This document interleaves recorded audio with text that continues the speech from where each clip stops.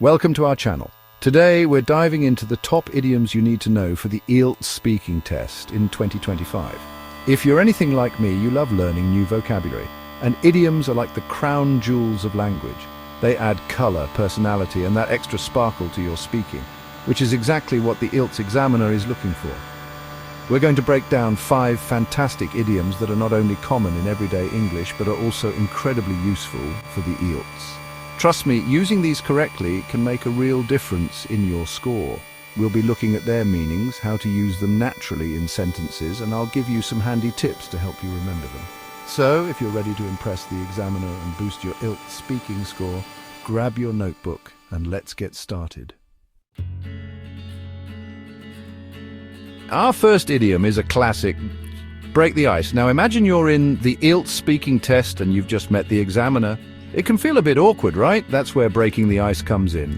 It means to say or do something to relieve that initial tension or awkwardness in a new situation. You can use it literally, like the party was a bit quiet until someone started telling jokes and broke the ice, or figuratively like in the IELTS speaking test. For example, you could say, I must admit I'm a little nervous. It's my first time taking the IELTS, but I hope this conversation will help to break the ice. See? It shows you're aware of the situation and it adds a touch of humor which examiners love. Remember, a good first impression can go a long way. Next up, we have hit the nail on the head. This idiom is all about being precise and accurate, like when you're answering those tricky IELTS questions.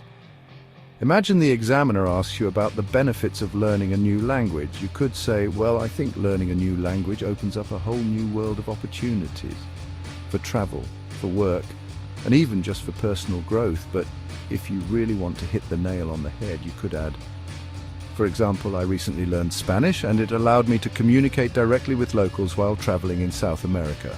It was an incredibly rewarding experience. See the difference? By giving a specific example, you're demonstrating your point perfectly. You're not just talking about it, you're showing you understand it. And that, my friends, is how you impress the IELTS examiner. Now, let's talk about a blessing in disguise. Life throws us curveballs, right? Well, this idiom is all about finding the positive in what seems like a negative situation. Let's say the examiner asks you about a challenge you've faced. You could talk about failing an important exam, but instead of focusing on the negative, you could say, failing that exam was really disappointing at the time, but it turned out to be a blessing in disguise.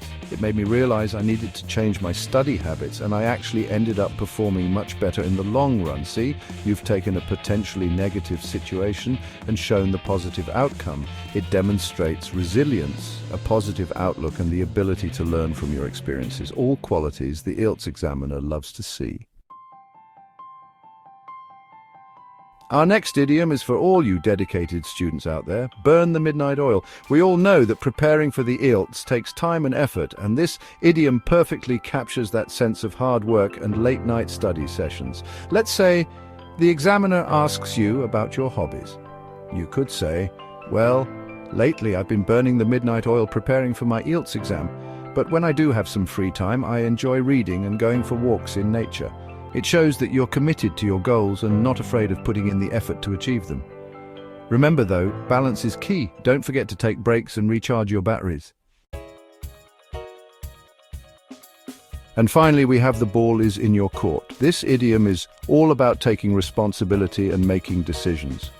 It's particularly useful in the IELTS speaking test when you want to express that you understand the next step is yours. For example, imagine the examiner has just finished asking you a series of questions. You could conclude by saying, so, the ball is in my court now to prove myself in the IELTS. It's a subtle but effective way to show you're proactive and ready to take on the challenge. Remember, confidence is key in the IELTS, and using this idiom demonstrates just that. Thanks for watching. Don't forget to like, subscribe, and hit the bell icon for more tips on acing your IELTS exam.